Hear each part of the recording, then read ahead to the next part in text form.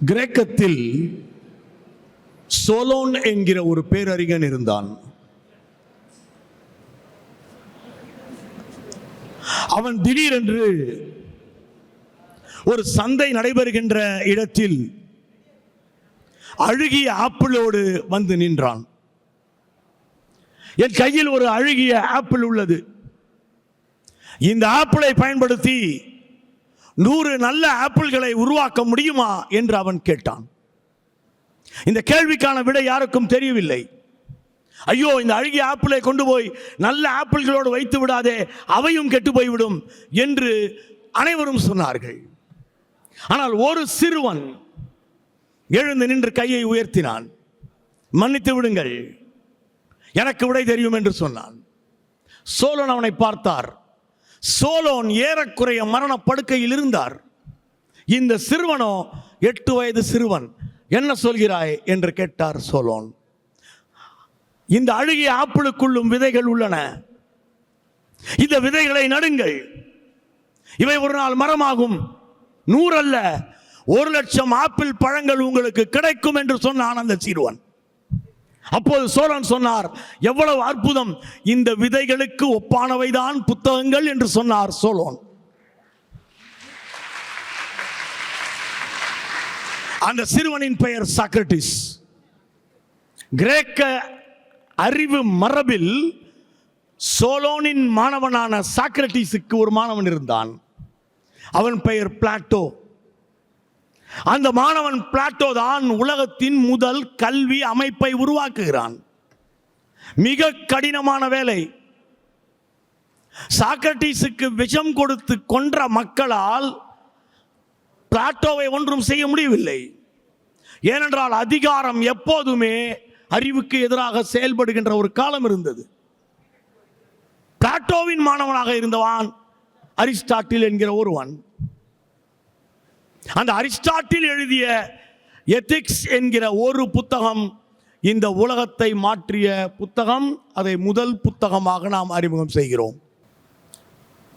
Aristotle எழுதிய இந்த ethics என்கிற புத்தகம் கிமு 349 எழுதப்பட்டது.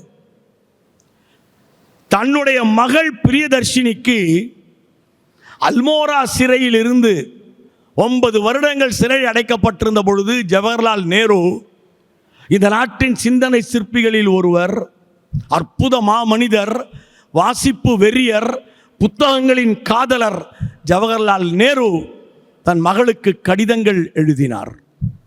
அவருடைய மகளை கல்லூரியிலோ பள்ளியிலோ சேர்க்க முடியவில்லை. அந்த நிலையில் தன் கடிதங்களால் அந்த குழந்தைக்கு பாடம் புகட்டினார். அன்புள்ள பிரியதர்ஷினிக்கு என்று தொடங்கும் அந்த கடிதங்கள் எல்லாம் தொகுக்கப்பட்டிருக்கின்றன. அதில் ஒரு கடிதத்தில் தான் இந்தியாவில் முதல் முறையாக 1935 எத்திக்ஸ் புத்தகம் அறிமுகம் செய்யப்படுகிறது. அவர் சொன்னார், அன்பு மகளே, சாலையிலே நின்று கொண்டு எவ்வளவு தூரம் முன்னால் பார்க்க முடியும்? பக்கத்திலே இருக்கிற ஒரு கடை இருந்தது என்றால் அதற்கு மேலே ஒரு மேடை போடப்பட்டிருந்தால் அதில் மேல் நின்று பார், கொஞ்சம் தெரியும். அந்த கடையினுடைய ஒரு மாடியின் மேல் நின்று பார், இன்னும் கொஞ்சம் தெரியும். ஆனால் நீ மலை மீது நின்று பார்த்திருக்கிறாயா? நீ மலை மீது நின்று பார்க்கின்ற பொழுது உனக்கு எவ்வளவு தெரியுமோ அவ்வளவெல்லாம் அடங்கி இருக்கிற புத்தகம்தான் எத்திக்ஸ் புத்தகம் என்று எழுதியிருக்கிறார் ஜவஹர்லால் நேரு. இந்த எத்திக்ஸ் புத்தகம் இன்று முழுமையாக கிடைக்கவில்லை. காரணம், அலெக்சாந்திரியாவின் அந்த நூலகம் எரிக்கப்பட்டது. ஆனால் நம்மிடம் 2 எத்திக்ஸ்கள் இப்போது உள்ளன. ஒன்று நிக்கோமாச்சியன் எத்திக்ஸ் என்று அழைக்கப்படுகிறது, இன்னொன்று யூடோமாஷியன் எத்திக்ஸ் என்று அழைக்கப்படுகிறது.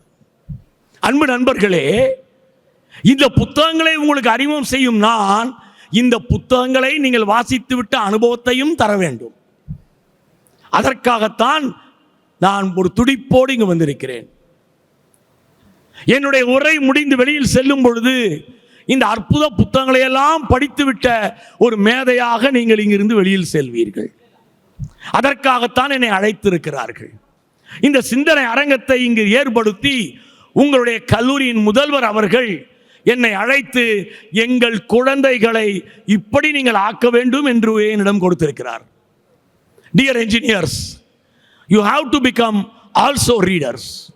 ஆனால் இன்றைக்கு இருக்கிற சூழலில் நாம் புத்தகங்களை அறிந்து கொள்வதே ஒரு பெரிய ஒரு பாக்கியமாக இருக்கிறது. ஏன் 2 எத்திக்ஸ் புத்தகம் இருக்க வேண்டும்? நிக்கோமாசியனும் யூடோமாசியனும் அரிஸ்டாட்டிலின் 2 மாணவர்கள். தனது கடைசி 20 ஆண்டுகள் எங்கிருந்தார் என்று தெரியாமல் மறைமுக வாழ்க்கை வாழ்ந்து இறந்து போனவர் அரிஸ்டாட்டில். ஏனென்றால் அலெக்சாண்ட்ரியா விழுந்தது, அலெக்சாந்தர் தோல்வியுற்றான். அதன் பிறகு துரத்தி எங்கிருக்கிறான் அரிஸ்டாட்டில் என்று எதிரிகள் தேடுகிறார்கள். அப்படி மறைந்து வாழ்ந்த பொழுது அவருக்கு தெரியும் தன் புத்தகம் அழிக்கப்பட்டு விடும் என்று. எத்திக்ஸ் புத்தகம், நிக்கோமாசியன் எத்திக்ஸ் 10 வால்யூம் உள்ளது, யூடோமாசியன் எத்திக்ஸ் 8 வால்யூம் உள்ளது. நாம் இந்த புத்தகங்களை அறிமுகப்படுத்தும் பொழுதே இந்த புத்தகத்தின் ஒரிஜினல் எங்கு இருக்கிறது என்றும் சொல்ல போகிறோம்.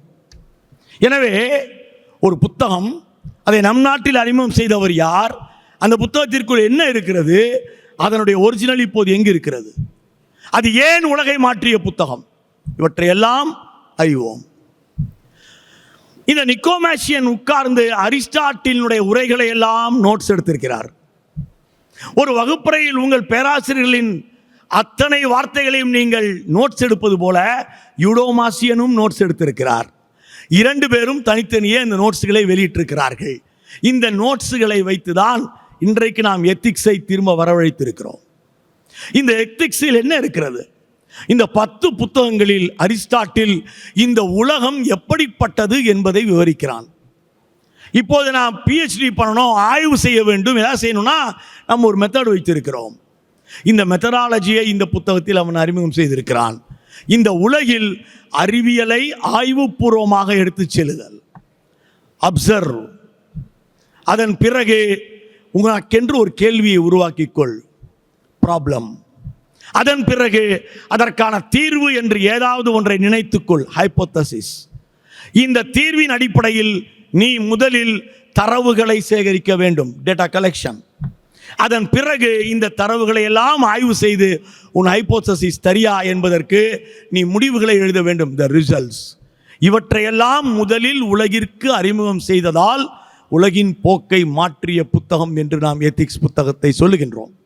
இந்த புத்தகத்தினுடைய ஒரிஜினல்ஸ் தற்போது நம்முடைய வாட்டிகான் என்று அழைக்கப்படுகின்ற ஒரு சிறிய நாட்டில் இந்த கிரைஸ்ட் சர்ச் லைப்ரரியில் வைக்கப்பட்டிருக்கிறது. இந்த புத்தகத்தை அறிமுகம் செய்த ஜவஹர்லால் நேரு அவர்கள் ஒரு மேதை.